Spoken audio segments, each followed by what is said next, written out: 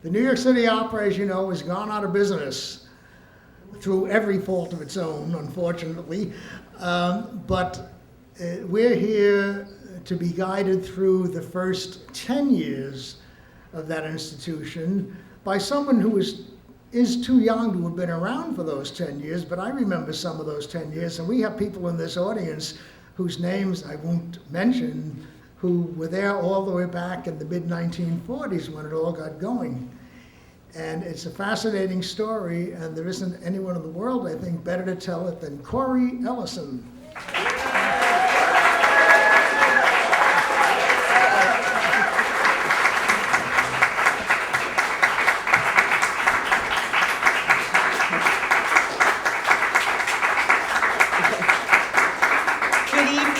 Good evening. Thank you so much. Thank you, Vocal Record Collectors Society, for inviting me back. I always look forward to being here. And thank you, all my many friends from New York City Opera and elsewhere. And Joe, I think you got it maybe a little bit wrong, because I think really the reason for this crowd is not me, but New York City Opera. So, yeah. Anyway. I'm not going to talk a lot, actually, because we have so much really great music to listen to. But I will give a little intro along the lines of what I said in the blurb that was issued by the Vocal Records Collectors Society, that it's no longer possible to buy a ticket to New York City Opera, and we're all very much poorer for that. But it doesn't mean City Opera is dead. Anybody who was at City Center this past February 21st for our 70th anniversary concert knows that. And just as we were there that night, we're here tonight to celebrate New York City Opera, not to mourn. I'm part of what we call the NYC diaspora, and we're a proud bunch that continue to breathe our beloved company's unique style and savvy and spirit into opera worldwide through our singing, our directing, our conducting, and all sorts of other behind-the-scenes work. My own mission, I see very much in our multi-generational family, is to keep the NYC flame alive by sharing some of its glorious history, and I'm so happy to be here and do that tonight. As most of us know, it all started with visionary civic leaders. Can you imagine? In 1943, Mayor Fiorello LaGuardia and his cohorts willed the People's Opera into being, with the stated purpose of offering opera to a wide audience at reasonable ticket prices. At the time, just 75 cents to $2 were the ticket prices. So this, folks, was the beginning of the long City Opera tradition of taking lemons and making lemonade. Damn good lemonade, though. Conductor Laszlo Halas, our first general director, turned City Opera's low budget into a virtue, making the company a vital showcase for promising young singers, particularly Americans, and presenting an innovative mix of repertory, eventually including new American operas. Precious few of the artists that graced City Opera's stage during its first season still walk among us. There are two that I know of, as well as three of the singers that we'll be hearing tonight from subsequent seasons. And we're still mourning the very fresh loss of one who was there in the first season, our beloved maestro, Julius Rudel. The most important single figure in City Opera's history, and I don't think I'm going out on a limb by saying that, no disrespect meant to anybody else. So tonight I'm presenting this program in honor of City Opera's 70th anniversary and in loving memory of our dear maestro, who was there from the beginning and will be with us as long as the name of City Opera is remembered. So in this program, I'm going to focus on artists who sang during City Opera's first decade, and that's a period that's a lot less known than the company's next quarter of century, which is usually regarded as the golden age of City Opera. But I'm sure you'll agree that there's plenty of gold in the first decade that we're going to hear tonight. Even within this one decade, it was fiendishly difficult to choose which artists to play for you. And there are a good many, actually, that I was sorry to cut from the short list, but I just had to for reasons of time. So I've concentrated on mostly those singers who became City Opera mainstays, and with the exception of a few very notable short-term visitors. And you'll see, too, that the rep is going to be mostly standard rep, as it was mostly during the first decade of City Opera. They were just taking baby steps then and sort of getting into adventurous repertory. So, without further ado, let's plunge into the first season. City Opera opened its doors at the still thriving City Center of Music and Drama on West 55th Street on February 21st, 1944. It was a one-week season comprising performances of 3 operas named after their heroines, Tosca, Martha, and Carmen. So during that season, there was one big star that people were pretty excited about, and that was on opening night, Tosca was sung by the Philadelphian mezzo Dusolina Giannini, sister of Vittorio Giannini, the distinguished American composer whose opera Taming of the Shrew, City Opera, later premiered. Now, at this point, Giannini had already sung at La Scala, at Covent Garden, at the Met, but she really jumped in and thought it was a wonderful thing to help out this fledgling company, and we're so glad she did.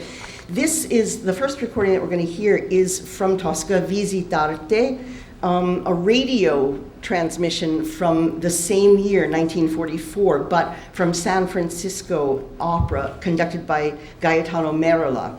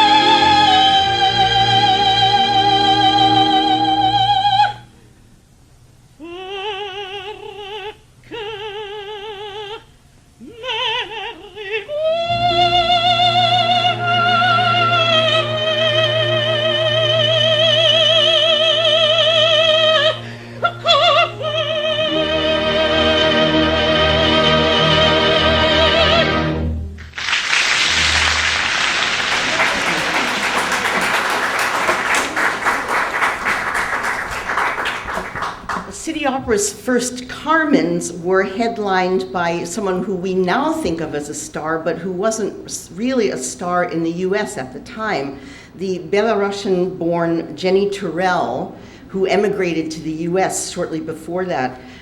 She had actually already sung a few Met performances in 1937, but wasn't yet well known in the States.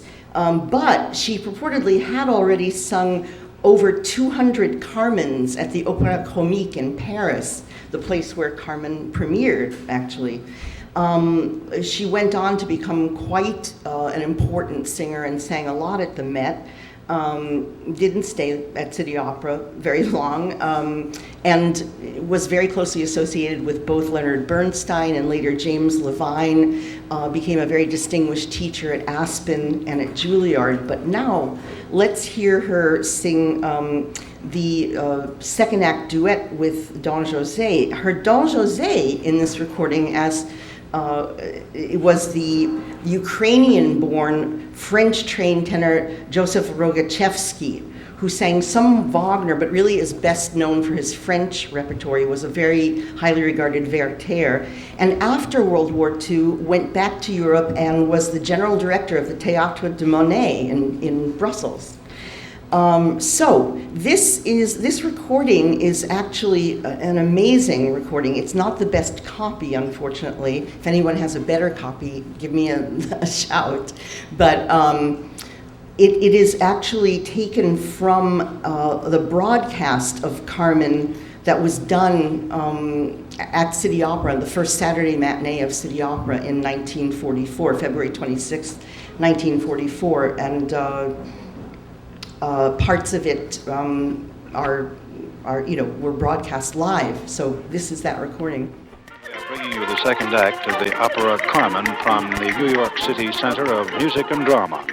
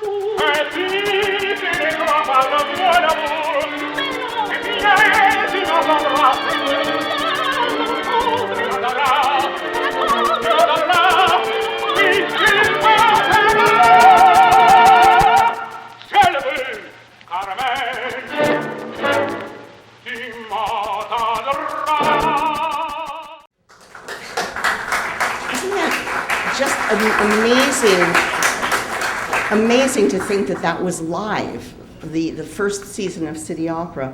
The Zuniga in that performance of Carmen, and also the Angelotti in the Toscas that first season, was the Ukrainian-born bass Sidor Belarsky, who emigrated to the US in 1930. He had a huge international career in both opera and concert, a favorite of many major conductors, and also became a teacher and a preeminent collector and disseminator and interpreter of Jewish music, cantorial music, folk, traditional.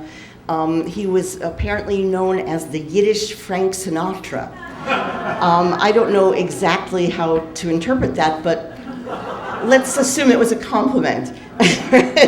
And here is a very interesting recording of him singing a non-operatic excerpt, a Russian folk song, In the Fields of Bessarabia.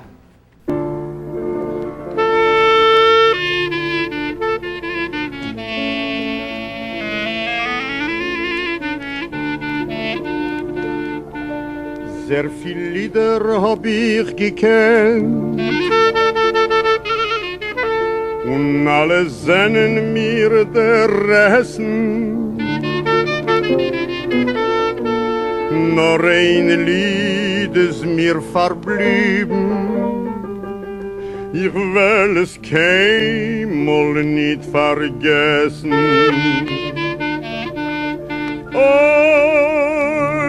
Die Felder von Bessarabia, Land von Wein und Land von Treue. Als ich der Mann sich in deine Toll, is nur ich wein, ich badoie.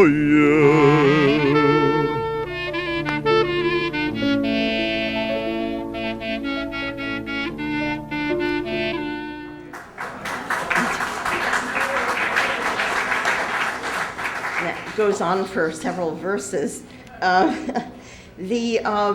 In the Carmen, that first week of the history of New York City Opera, there were 2 frasquitas and 1 Michaela sung by New York's own Regina Resnik of blessed memory. What can we say about Regina Resnik? She needs very little introduction.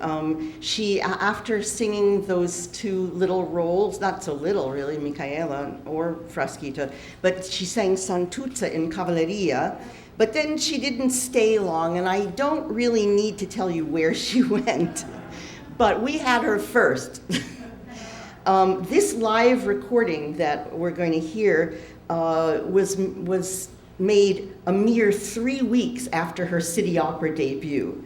It documents her winning performance in the semifinals of the Met Auditions of the Air on March 12, 1944. Her son, my good friend Michael Philip Davis, tells me that by her own admission, she was nervous and the recitative is sharp. Therefore, we'll start with the aria. Wilfrid Pelletier conducting the Metropolitan Opera Orchestra, Ernani, involami.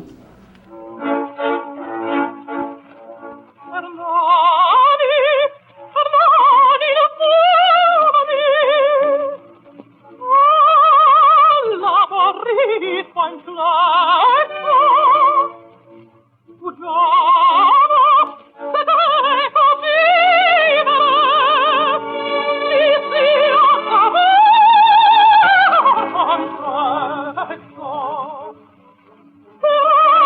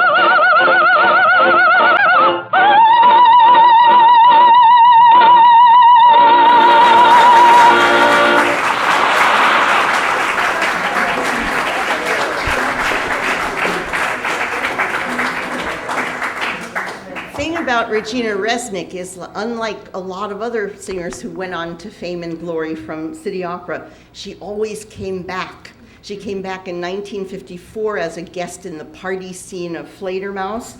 She came back in 1950 and 1958 to sing Carmen with us. In 1990, she played Madame Armfeldt in A Little Night Music, which was telecast from New York City Opera.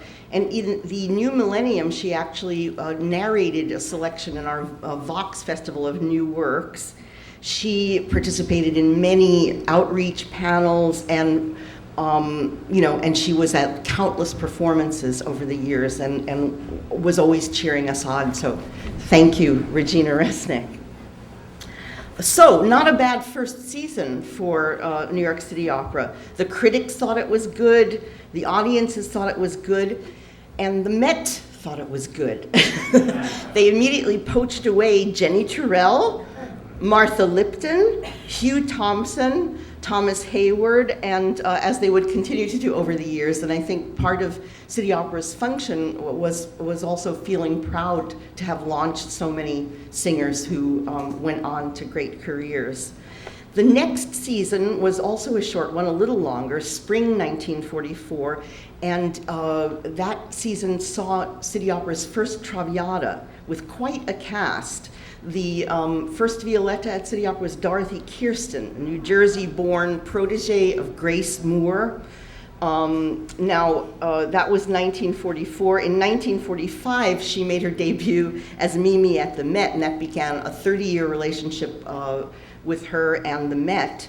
But before she went to the Met, she did sing Manon Lescaut at City Opera in fall 1944, and here's a recording of In quelle trine morbide from 1947.